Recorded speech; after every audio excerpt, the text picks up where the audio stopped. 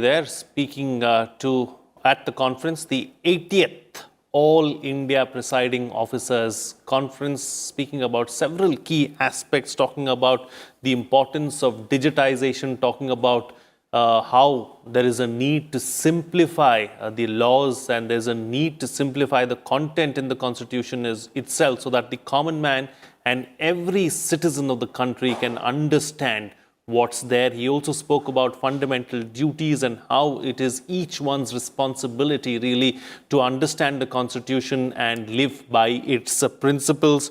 He also said that there was a need to put an end to red tapeism and there is a need to strengthen the legislatures across the country. Both, of course, Parliament as well as the state assemblies need to be strengthened is what he spoke about. And he said that the respected heads of the legislatures, if they can go ahead or rather the presiding officers of the legislatures, if they can ensure that they bring in change, then they can ensure that everyone else around them changes as well. So these were some of the key highlights there as far as the Prime Minister's speech at the 80th All India Presiding Officers Conference was concerned. To talk about this and to discuss more on what the Prime Minister said, I have with me on the program right now Chakshu Roy of PRS Legislative Research and V.K. Agnihotri, former Secretary General of the Rajya Sabha. Thank you to both my guests for joining me this afternoon. Mr. Agnihotri, let me come across to you first. Several key points raised there by the Prime Minister as far as how the Constitution itself needs to be simplified and strengthened further as well. Well, I'm aware of several publications which have tried to explain the provisions of the Constitution in simple terms. As a matter of fact, NCERT textbooks themselves for the high school and intermediate classes, they provide this, answer this issue. However, to reach it to the public, which probably is not that literate, is the issue.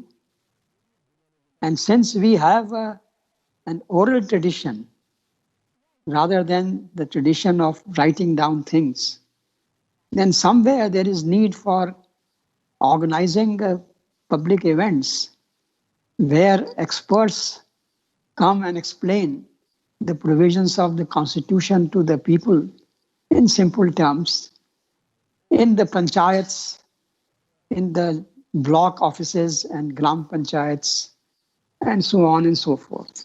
I think that is what Prime Minister meant, that even though there may be books available for the purpose, but their transmission is not taking place, and which needs to be guided by this oral tradition that we have. Absolutely.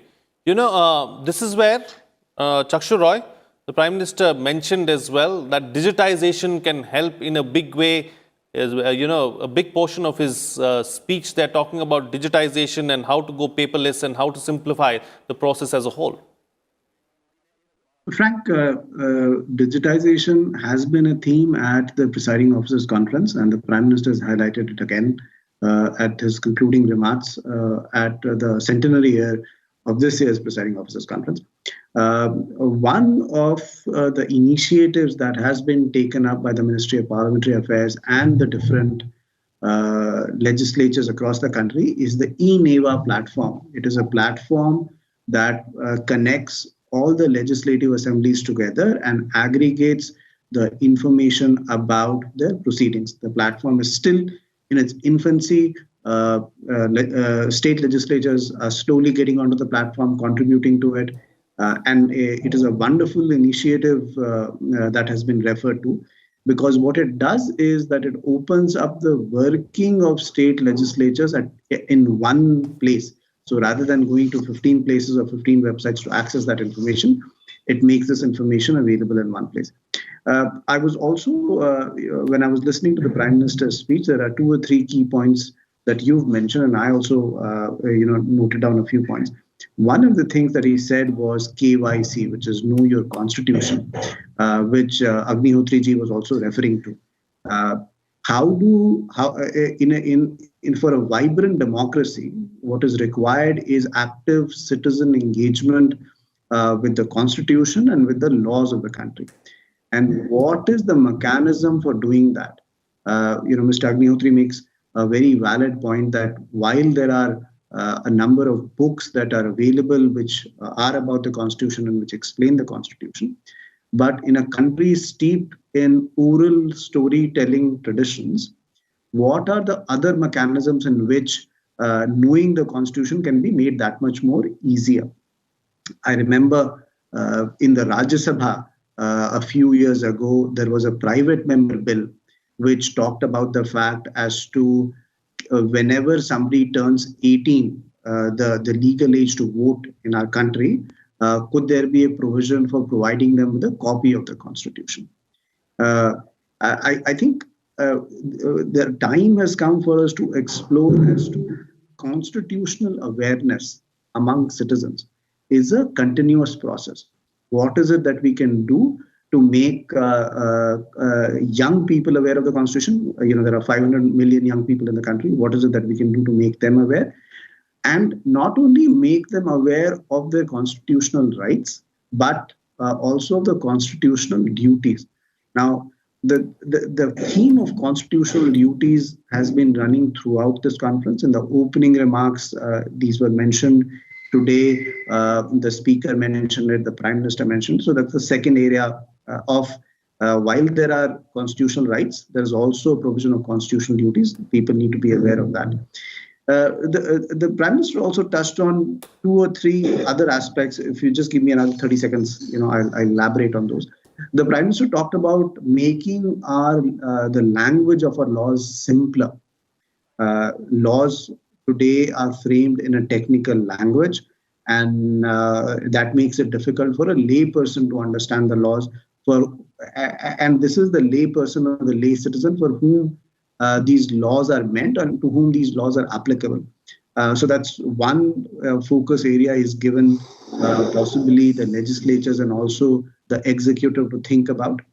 Another area of legislative reform that was suggested was sunset clauses in the legislation, which means that at the beginning or at the end of a law, the law specifies that how long will the law be applicable for. Will it be applicable for a year, 2 years, 5 years, or 10 years?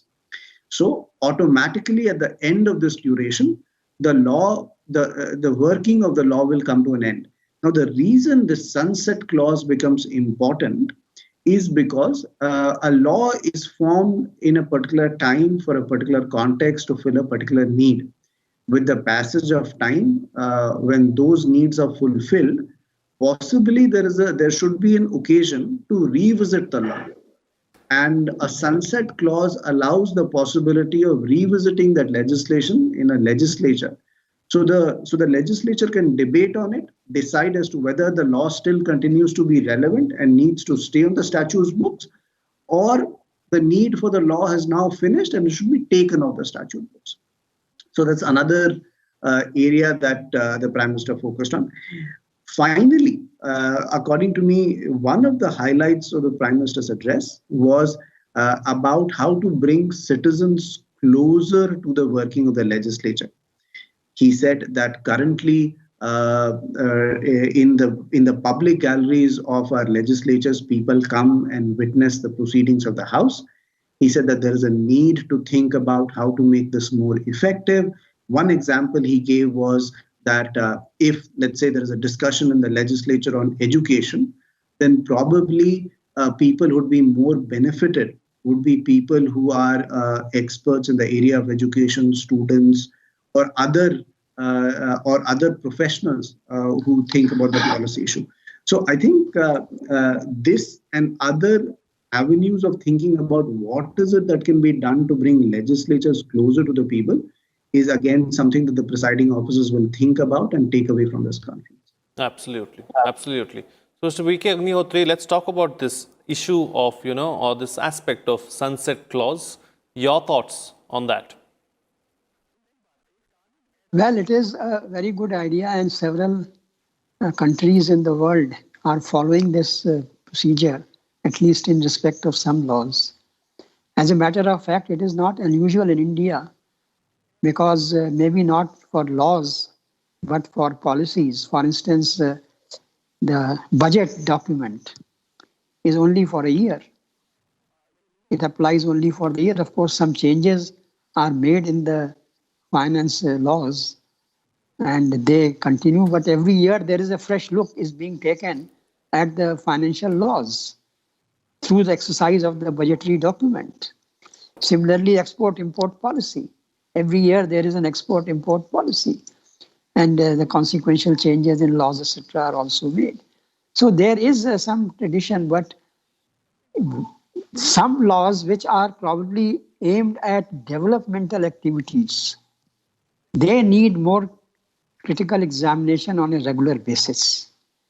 Now, there may not be a need to change the CRPC every year, or the Evidence Act, or maybe even the IPC, but the activities, the acts which regulate the developmental activities in the country, I think they definitely need to be changed and reviewed from time to time, and it will really help the people in understanding those laws better, as well as in the agency, the machinery which is there for implementation will also have the feeling that their practical suggestions, etc., are being incorporated in the laws, and the laws will function better, and the implementation will be more to the satisfaction of the people.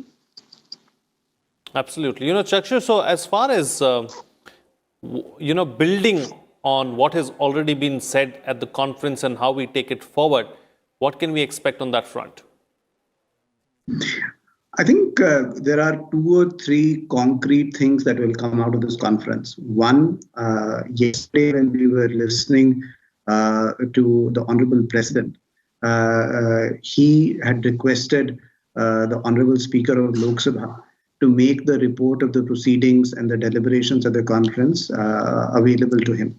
I think over the last 2 days, the discussions that have been had, the reports that have been tabled by the 3 committees that were appointed, I'm sure legislatures will be actively thinking about which ones can be easily implemented or which ones are suitable for them. I think the idea about digitization of legislatures, it's what I would refer to as a low-hanging fruit. A lot of work has been done with respect to bringing legislatures online. The Lok Sabha and the Rajya Sabha websites are perhaps a shining example of the digital prowess of our country. They have information available on every aspect of a parliamentary functioning. Right. Perhaps this is also a time for the state legislatures to learn from the parliament websites and see as to can they incorporate some of the processes and functions which has made these websites such a resource hub for researchers like me. Sure. So that's, I think, there's an ongoing program for them. I'm sure there will be some budgetary money available which will help facilitate that. So that's one aspect of it. I think every speaker at the plenary of this 2-day conference has stressed upon the idea of what is it that can be done to increase the quality of debate. Right. So whether it is more research, whether it is less disruptions. So possibly you would see some movement towards making legislative debate more effective. Sure. Okay. There are many aspects of that, so you would see something around that too. All right. We'll have to leave it at that. Thank you so much, gentlemen, for joining me on the program and sharing your views on the 2-day conference and what the key takeaways and what the key highlights were. With that, it's a wrap on this special telecast. Do keep watching Rajya Sabha Television.